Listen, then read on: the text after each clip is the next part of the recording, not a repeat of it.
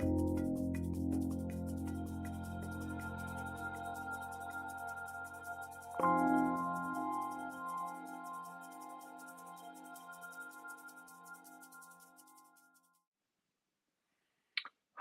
and welcome to our office hours at Ruby. This is a section where you can ask our chefs anything about cooking, and we'll give you our responses to be able to continue on in your classes, to be able to help in some cooking, or to have any side questions that you have about cooking as well. My name is Dan Marek. I'm the Director of Plant-Based Culinary and Development at Ruby, and I focus mainly on whole food plant-based diets, but I can answer some questions outside of that as well. I have about a 15-year background in vegan and vegetarian cooking, working for Whole Foods Market. I've been a slow food board member for about 5 years, worked with Whole Kids Foundation to be able to help educate teachers and give them a better understanding of nutrition, and then also helped bring whole foods to schools instead of just all the processed stuff that they've been eating for so long. I did that for a number of years before coming to Ruby. Today, we're going to go through a list of questions through our platform here on the live events. Now, the way we use our live events is when you're on the page here, you can actually just look on the top right and you'll see a little box that says add question here. You can just type your question into that box and then hit the black add button, and it will be moderated through the back end and then sent up to our screen on the right-hand side. If you see a question on the right-hand side that you like, just hit the little heart icon, and it'll actually boost that up further and further the more votes it gets. So with that being said, we're going to jump right into our questions here and get started. Hopefully you guys had a good holiday weekend if you're in the States. We had a lot of great weather and a lot of great cooking. So if you guys have any questions about any plant-based cooking for the holidays, please join them in as well too. Our first one comes from Kanish, and they say, is it necessary to go to culinary school to become a great chef, or can you learn on your own? It's actually a great question. I actually personally never went to culinary school. I've taught at a lot of different culinary schools. And I think that most chefs would tell you that it's really a personal preference on the learning style that you appreciate most. There are a lot of people that learn best in an academic setting where they're going through a certain way, just like they would in any kind of school, and that works best for them. But there are a lot of chefs that learn best doing. So actually being in the restaurant or in the kitchens themselves. That's the way that I came up, was I basically worked my way up. I started as a dishwasher and then to a waiter, and then got onto a line cook position. And then just kept working my way up as well, getting up to the highest level of chef that I could at the location that I was at. Now, there are a lot of different ways to be able to work with restaurants. There's a technique that's called staging, which is actually going to work for a very well-known restaurant to be able to help learn techniques and really help advance your skill set like that, where you go for a certain number of weeks or months to be able to do that. Now, that's a very traditional culinary method that people used to do a lot more. It isn't happening as much. But you'll still see veteran chefs doing that technique as well.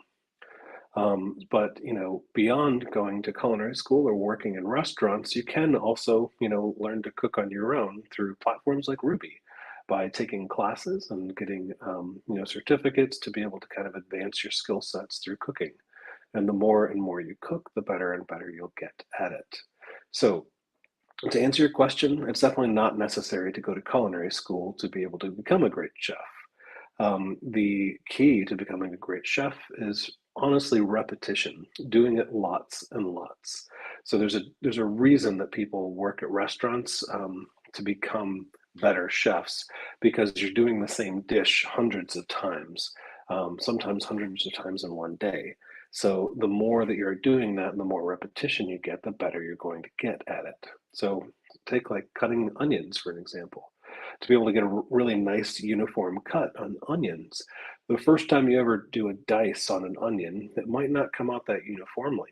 But the more and more you do it, the better and more uniform that onion is going to become as you're going, and the faster you're going to get at being able to slice and dice that onion. So there are a couple different ways to be able to make that happen, but by and large, it's repetition and doing it often. So if you do that through something like Ruby as an online culinary school, or a culinary school as a brick and mortar, or just by working in restaurants, those are all great ways to be able to work on your culinary skills to be able to get them up to par.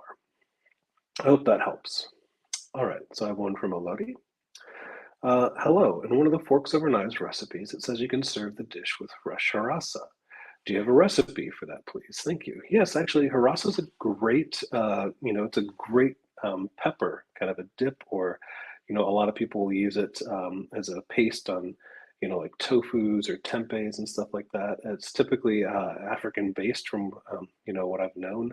I do a lot of fun dishes with it too. From Bryant Terry uses it a lot in some of his cookbooks.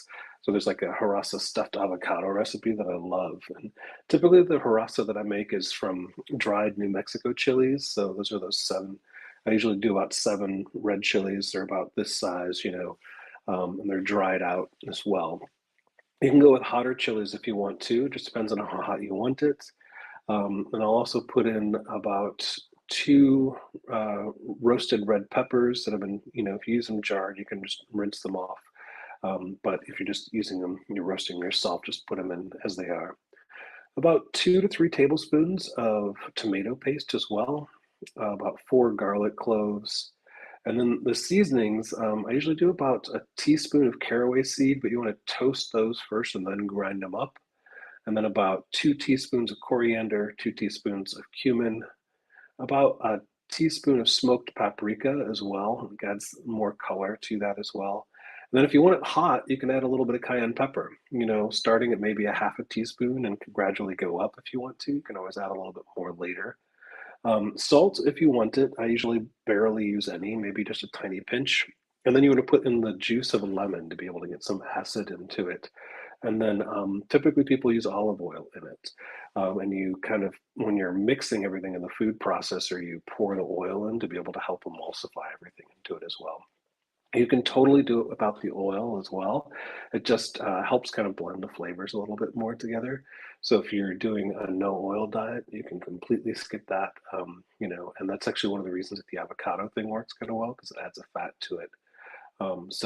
But yeah, that's kind of my simple recipe for harissa. There's a lot of different recipes out there. There are a lot of different dried peppers and chilies that you can use. And there's a lot of different varieties on it. So, feel free to Google something and see some of the different recipes that we offer. We also have one on the recipe page for Ruby. I haven't tried that one specifically. This other one that I use, I do it pretty regularly, so I know that one pretty well. All right, so here's another one from Melody. Please, when preparing onions, it really irritates my eyes. Have you got any tips that I don't cry, even suffering an hour after slicing? Ooh, I hope you'll be able to help a lot of us. So yeah, what is happening there is there are certain gases that are actually being released off of those onions, and that's actually what's irritating your eyes. I've always heard that the longer the onion is in the ground, the worse that actually gets. So it's kind of like the older onions have the worst gases in them. Now there are oh,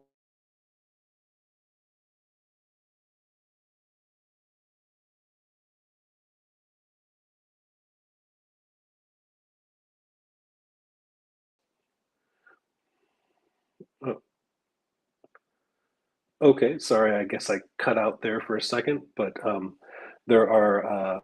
We'll just start the question over. It really takes your eyes, and if you got any tips to be able to stop the suffering of onions, there are a lot of different things that actually happen through that. And basically, what I've heard is that the longer the onion is in the ground, the worse the gases that come out are. So it's kind of like the older the onion is, the more gases are coming out. So, of course, it's impossible if you're buying an onion at a grocery store or even a farmer's market to know how long that onion's been in the ground. So I've heard a lot of different tips on how to really prevent that. One of them that I don't use is, but I've heard works, is putting the onion in the freezer. and putting it in the freezer for 15 minutes before you're cutting it apparently works. It helps trap those gases within the skin of the onions. Another technique is to not cut the root end of the onion first, right? So if you're cutting up your onion, just leave the root end attached. That's actually a technique I've seen some chefs use. I personally don't use that one either. What I usually use is I use a hood vent or a fan to be able to help just blow the gases away from my eyes. So I might have a fan in the kitchen, or I might have a hood vent above where I'm actually cooking, and that actually helps relieve some of the gases from going right up into my eyes because it's blowing them out of the way. So those are probably three of the most common tips that I know to be able to prevent the gases from irritating your eyes as you're cutting onions, because it can definitely happen quite often. All right. Our next one is from Lisa. Recommended brands of chef knives and how to tell if it's a good fit for your hand. The best way to keep produce fresh in a refrigerator. Okay, so the first one, chef knives. I don't typically tell people a specific brand of chef knife because I always tell people the best knife is a sharp chef knife. I use a multitude of different kinds of chef knives, and just depending, where I am or if they're in my knife bag or if they're home, I always tell people to find, the best way that fits in your hand, which is your question. So you want to be able to. I typically grab the blade with. I don't have something I can give you an example with here, but if I were to here, let's use my glasses case. So if this was my blade, I want to be able to put two fingers on the blade of the knife, and then wrap these three fingers around the handle, basically. And putting those three fingers around there with your two fingers on the actual blade itself is probably, it's the best way to be able to hold it. But you want to also make sure that it fits in your hand really well. So the curvature of the handle and where your three fingers are holding on the handle really well, and then also where this actually touches the blade. On the top of it, to be able to make sure that it's comfortable as you're chopping, because a lot of people just grow a chef's callus there from having the top of the blade hitting them so often right there as well. So finding a comfortable one is really finding how that fits in your hand as you're holding it properly. Um, that's really the best, way to be able to see how it fits properly in your hand and how comfortable it is. Now, as far as brands go, there's so many different ones out there. Some people might swear by Global or Hinkler, or there's a lot of ones. I, use the ones that I use typically at home. I use Wusthof knives just because it's something that my family, we used to use those when I was a kid, and when I was much younger, we used to, do knife exchanges and stuff like that. And we'd get like a knife for Christmas or something like that, and just kind of added on that collection. When I'm doing stuff on the road in my knife bag, though, I usually use Shun, which is a Japanese brand, so a very different kind. And over the years, you collect different knives as a chef too. So you just kind of, get, affinities towards different kinds, and brands don't really fit into that as much. But you can do just a quick search, and there's a lot of different brands that are the top ones that are recommended. But I don't think that there's one brand that's better than all the other ones. What I always tell people is to make sure that the tang of the blade, so you'll see that the blade, it actually goes through the handle. So make sure you can see the metal going through the handle, because you don't want the knife just kind of breaking off at the handle either way. I've seen some cheap knives do that. So just making sure that there's a full tang on it. And the best way to keep fresh produce in your refrigerator. Wow, there's a lot of different ways to be able to keep produce in your fridge because there's so many different kinds of produce. So something like mushrooms, a lot of times they'll come in like a package with plastic over them. I usually open up the package so they're not just trapped in that air in there, and mushrooms breathing a little bit usually has a little bit better. In a paper bag is actually the best way to be able to store mushrooms. For greens, I usually keep them in the crisper, in the drawer, in the fridge to be able to keep them crisp. Other produce that I'm keeping in there, like herbs, I'll treat like flowers. So I'll cut the bottom of the stems off for the flowers and then put them into a glass of water, and then take the produce bag and put them over the top to be able to retain in some of that moisture. And they last at least a week in the fridge that way. Um, Yeah, most greens I'm going to keep in a crisper, either in a sealed container or kind of wrapped in, a damp tape, paper towel. Things like zucchini and peppers and stuff like that, I could typically keep in a crisper as well too. Yeah, it really depends. There's so many different kinds of produce out there, and each one has a little bit of a different variety for it. I always tell people see how they store them at the grocery store as well too. If an item is not refrigerated at the grocery store, then it doesn't need to be refrigerated at your house. So keep that in mind. So there are certain things that I wouldn't refrigerate, like tomatoes. Don't refrigerate those until you've already used them. And then if you do refrigerate them after you use them, just let them come to room temperature before you're actually using them or serving them too. You'll get a much better flavor out of it. So I hope that helps, Lisa. All right, Sharon, I'm a beginner and recently bought several good Japanese knives. How do I take care of them? My husband suggests a honing stick. The course has a whetstone and an Amazon knife sharpener. Yeah, so those are all great ways to be able to keep those in great shape. The number one thing for keeping, knives, especially Japanese knives, never put them in the refrigerator or in the dishwasher. Sorry, I guess you could put them in the refrigerator, but don't put them in the dishwasher. A lot of people make that mistake and think they're just like, all kinds of other like cutlery, like butter knives and stuff like that. And it's the quickest way to dull your knives. So make sure not to put your knives in the dishwasher, and clean them on their own. Make sure that they're not just thrown in with everything else. They're to be taken care of very gently. And the more you do that, the longer they'll last. Your husband's idea of a honing stick or a honing tool, great idea. I use a honing tool almost every time I use a knife. And even on the road, I bring a honing tool with me too, because every time I use that honing tool, it gets my knife just a little bit sharpener. Now it's not, or sharper, it's not sharpening the blade as much as it's honing it. So as you're using your knife and you're cutting, it's just naturally starting to curve over to one side. And what that honing tool does is knock that off so it's flat again, and you actually have a very sharp edge. So instead of being curved over, it'll hone it on each side. Now, there are a lot of different videos on using a honing tool, but I like to put it down, basically kind of put the tip down like that and, go back and forth at a 25-degree angle. You'll see people go back and forth like this as well, too. Just depends on what you're comfortable with. But a honing tool is a wonderful thing to be able to keep your knives nice and sharp, and to keep the edge really nice on those. Now, as far as sharpening them, a stone is definitely the preferred way. A whetstone is something that people have used for about like many, many years to be able to sharpen their blades. There are electric ones out there, and there are ones that you can just pull a knife through as well too, and those work and they're fine to be able to do. The ones that you just kind of pull your knife through and there's no mechanics to it, typically are more like a honing tool, just kind of a fancy one. And there are electric ones, and I use the electric ones too.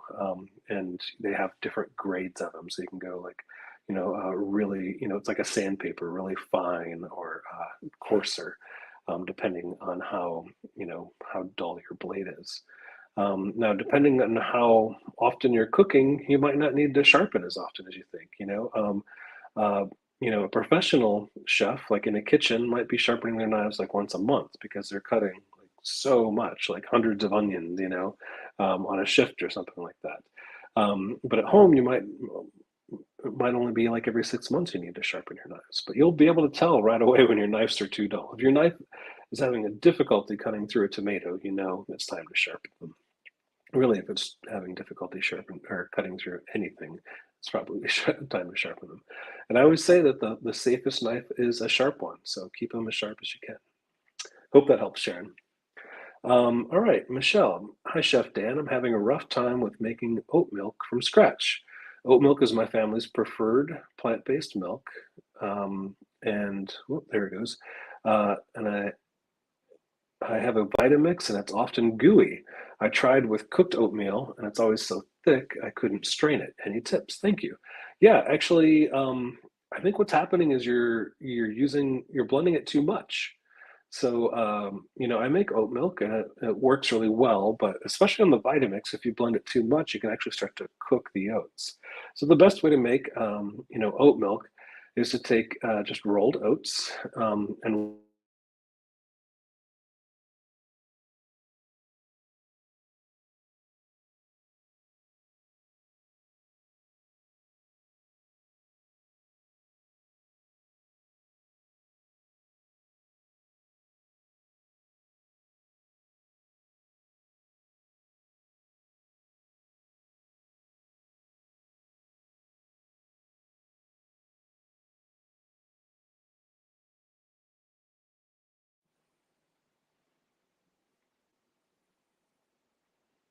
all right.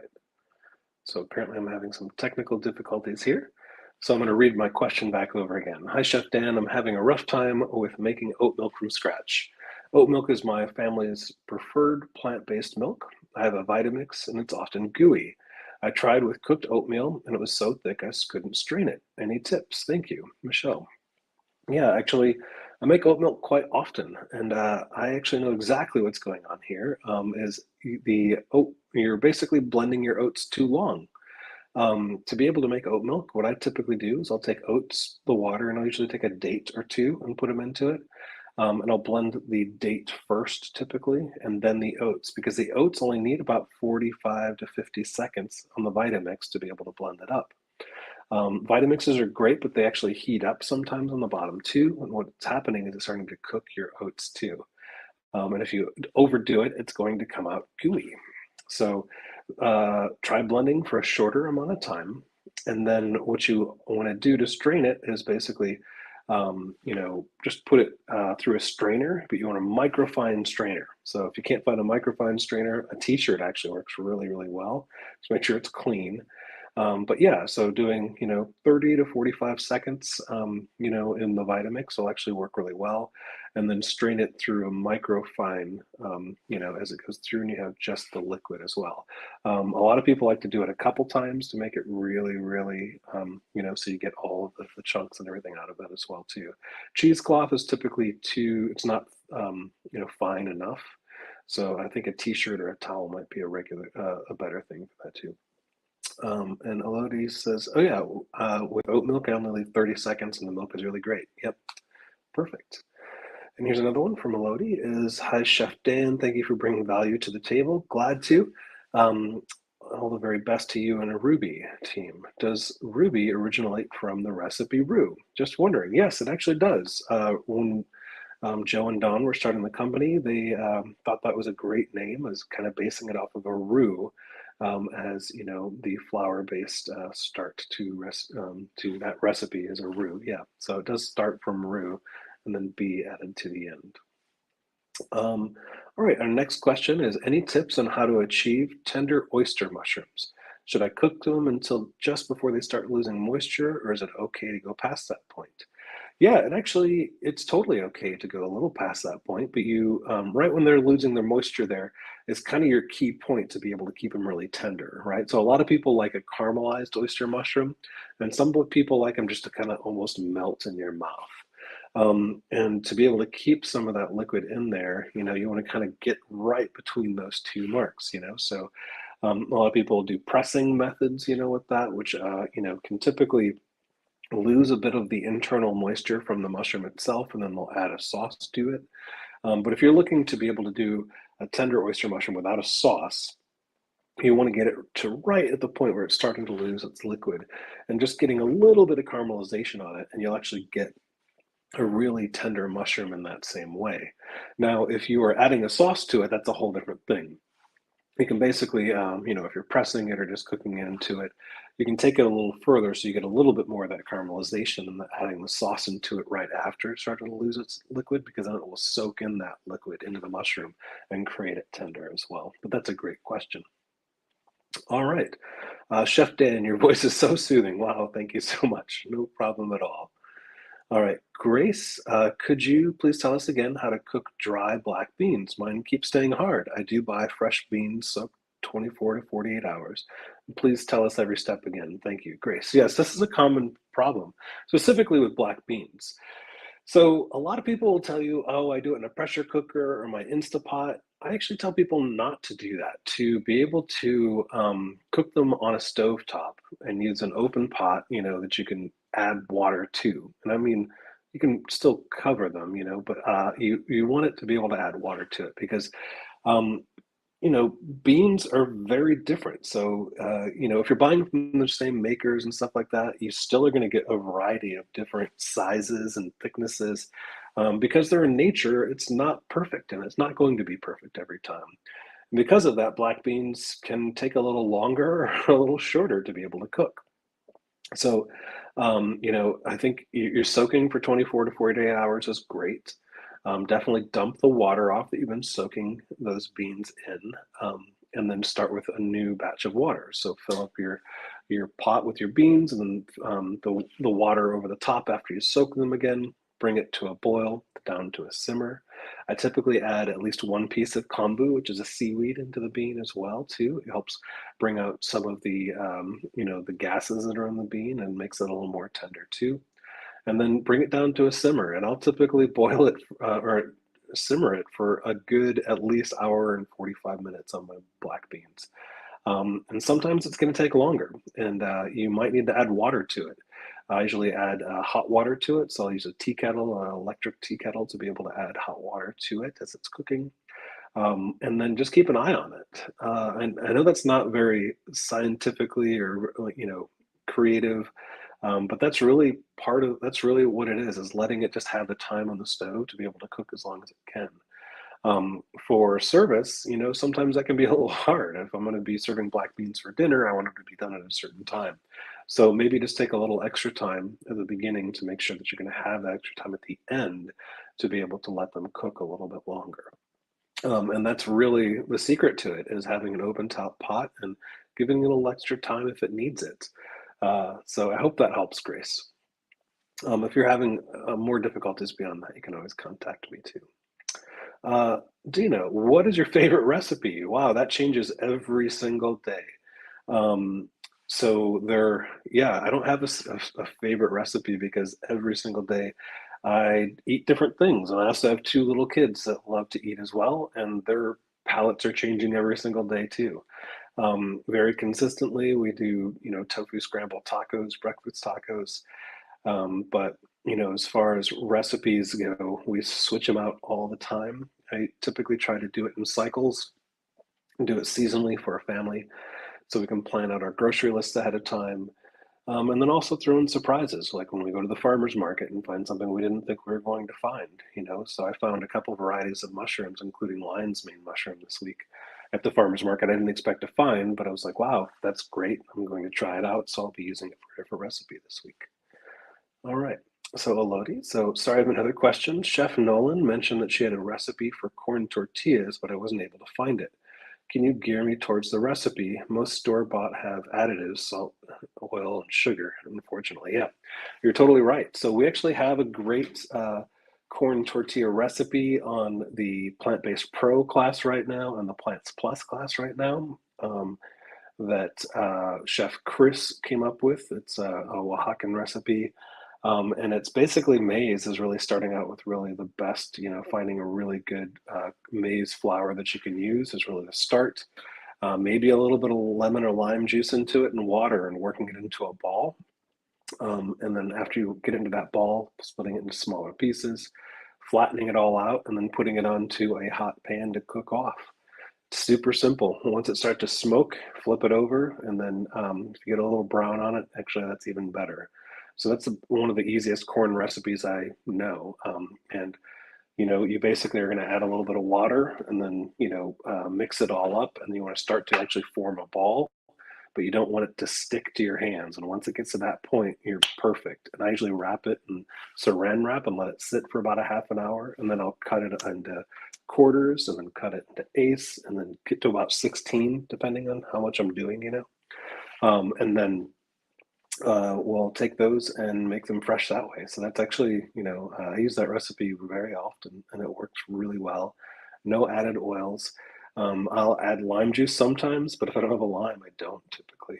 So just kind of works the way you want it to. I think that's one of the great things is be creative in the kitchen. All right, thank you for the fresh Harass recipe, Chef. Awesome, I love chili pepper. I'll put a piece of avocado or a teaspoon of tahini. Yep, that will work really well. No problem, Elodie. Right, from Sherry, cooking one is an issue for me. I know fresh is best, but it's okay to chop, dice, and freeze the vegetables. I think what you're saying, cooking for one is an issue for you.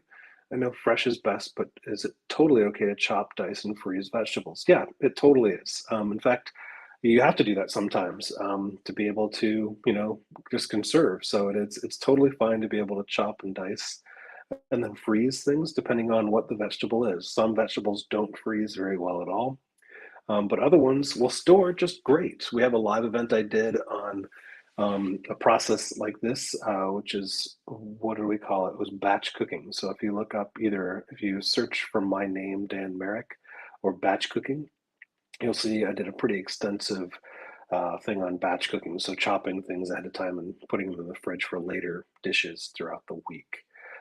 But freezing, great option as well, just depending on what the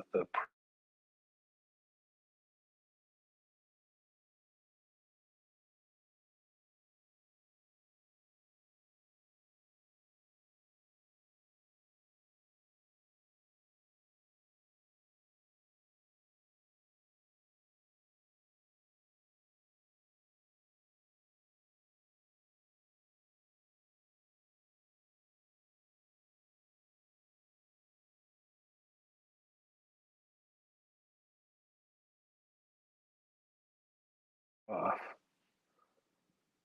All right. So some more technical difficulties apparently. So I did do a event where you can look it up. Just look my name up on live events, and you can find that I did a whole thing on batch cooking, and it's actually chopping up vegetables early in the week to be able to use for later in the week.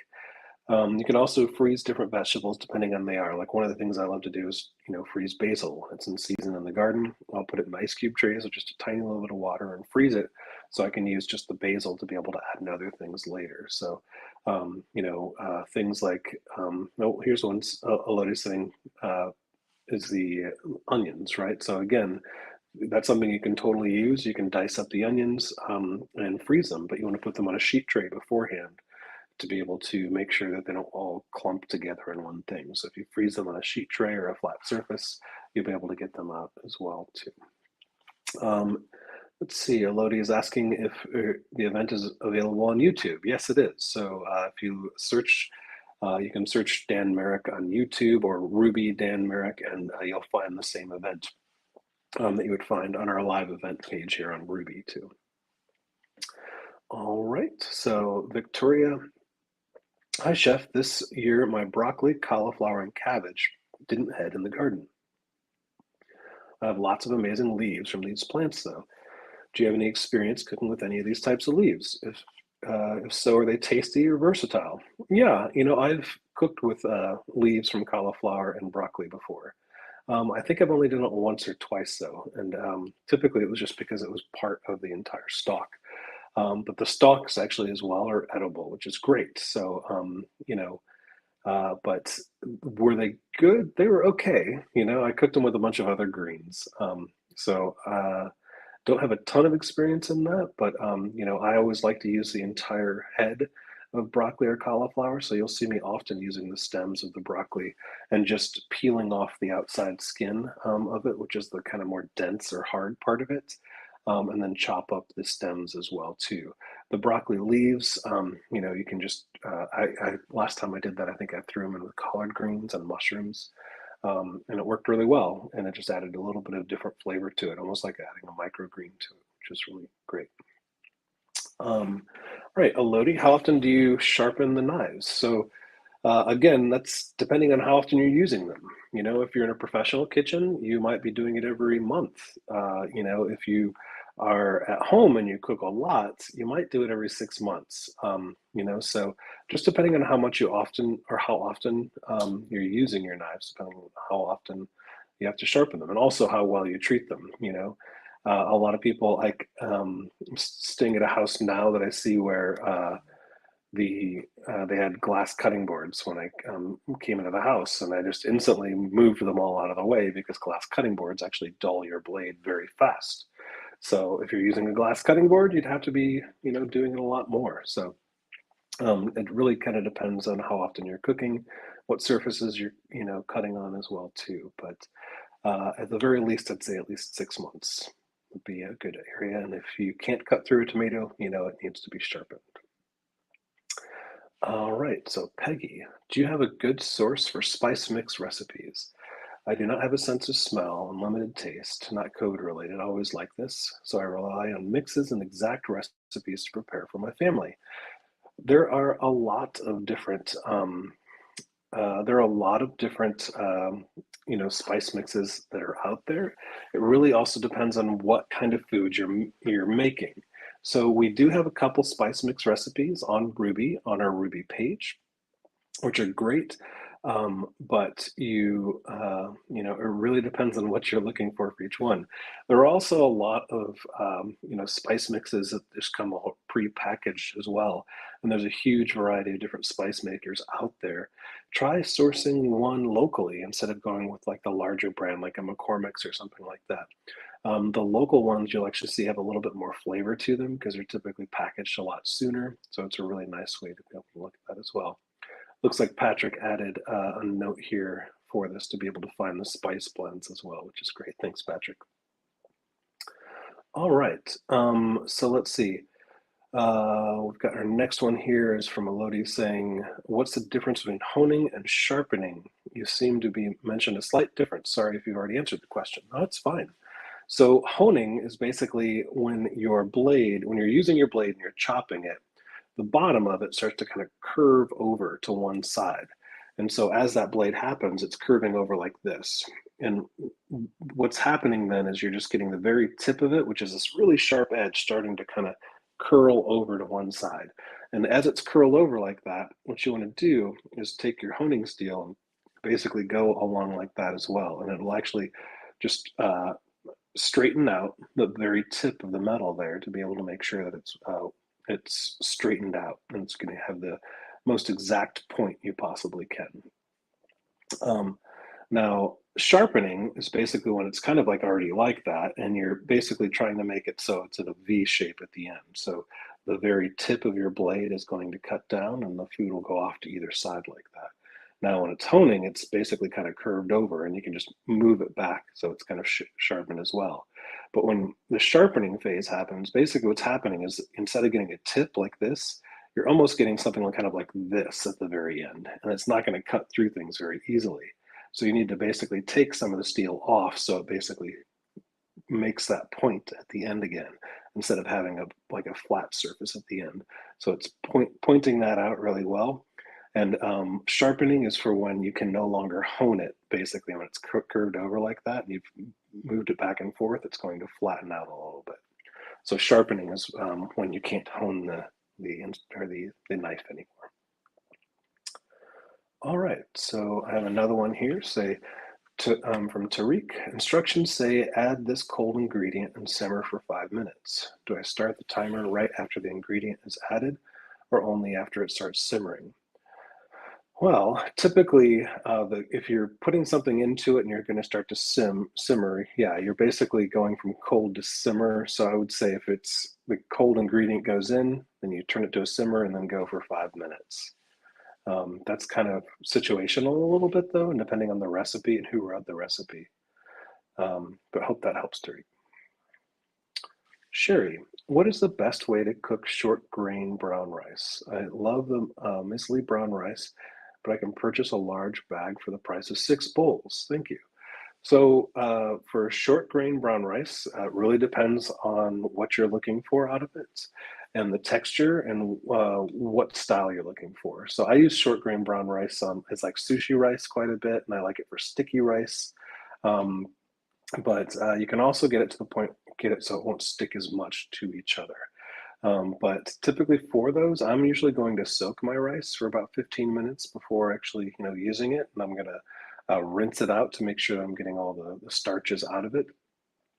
Depending, again, on the use for it.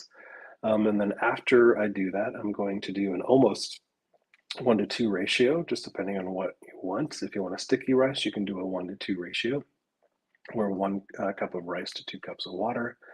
If you want it not to be as sticky, try maybe a cup of rice to about a cup and 3/4 of water, and it'll actually be a little bit less on that. And you can go a little bit less water too if you want to. And then basically bring it up to a simmer, down to a boil, and then, or the other way around, bring it up to a boil and then down to a simmer, and then put a lid on it that's just loosely on so some of the steam can still escape out of the top of it. And then basically keep an eye on it about 10 minutes ish, depending on the grain. But about after 10 minutes, you should be able to go through with a fork and be able to fluff it up pretty easily. So that's the way that I typically do it. But again, it depends on the method. If you're looking for a stickier rice or kind of a fluffier non-stick rice. All right, so here's a great one on my all-clad stainless steel pan. Say I should not exceed 2/3 of the max power of my stovetop, but this way I can't achieve sufficient sizzling or sautéing. Would it be bad if I used maximum heat? I've never heard that from all clad. I have a lot of all clad pans, and the stainless steel ones I use, those are the ones I use. I stopped using um, the their nonstick pans because they went bad just like every other nonstick pan I've ever had, and all clads are expensive. So I stopped buying their nonstick and I only use their stainless steel, and then I buy my nonstick pans from a restaurant supply store for like 20 bucks. Um, so I don't know why you wouldn't be able to do 2/3 of max power because the all-clad stainless steel pans also you can put them in the oven at high temperatures, and I've used them like that before, and they work just fine. So I've never seen all-clad say not to do 2/3 of max power because they're made to do that. And you should be able to get sufficient sautéing and sizzling in there. You should be able to broil in their stuff as well too. So. Um, yeah, I don't know. I mean, I'm not their warranty department, but I've used them in that way for years and years, and they work fine. So I think you should be able to use your stove any way you want to, and the pan should be able to take it. Especially a stainless steel all-clad pan. That's a nice pan. It should take whatever you put into it. All right. So Carisi, how would you use Swiss chard? I have a garden full and I only saute. Are there other ways to cook it? Oh my goodness, yes. I love Swiss chard and I do rainbow chard as well. Um, so I have done a lot of different, things with them. So Swiss chard, I'll typically, dice some onions and mushrooms and then just do a no oil saute on them. And then add some greens over the top of those. So I'll chop up the chard really finely and then put those into the pan after the onions and mushrooms have caramelized a little bit. And then, I'll add a little bit of paprika to it, maybe a little cracked pepper, a little salt if you want. And that actually makes a nice.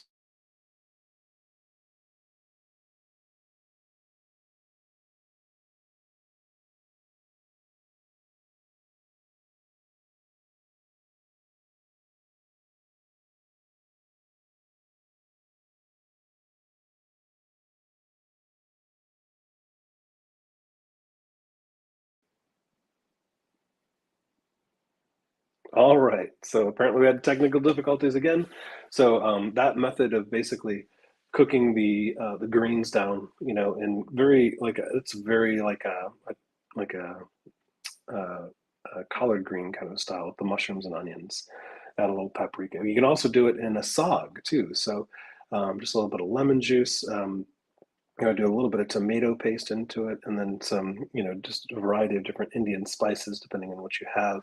And then you can basically bring a pot of water to boil, just dip the chard in really quick, and then add to a food processor, and then blend it up, and it makes this amazing, kind of greens sauce that you can do. There are a lot of different recipes for sog out there because there are hundreds of different ways to be able to make it.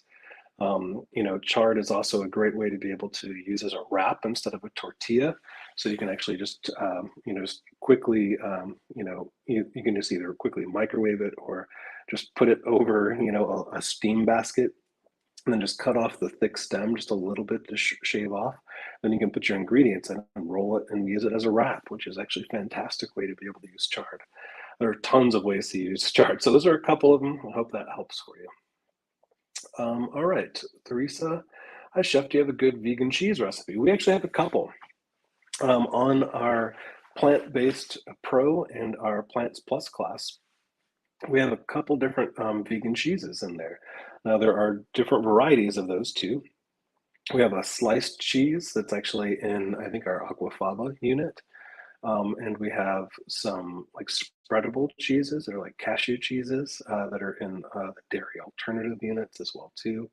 But yeah, it depends on the cheese you're looking for, but we do have a couple different varieties of those. I don't know those off the top of my head as much, except for the cashew one. I know that you're typically soaking your cashews overnight and then straining off any excess liquid, um, then putting them through a cheesecloth with a little bit of lemon juice, and I can't remember all the things. I think there was salt that was added to it, and maybe even like a pink or a, yeah.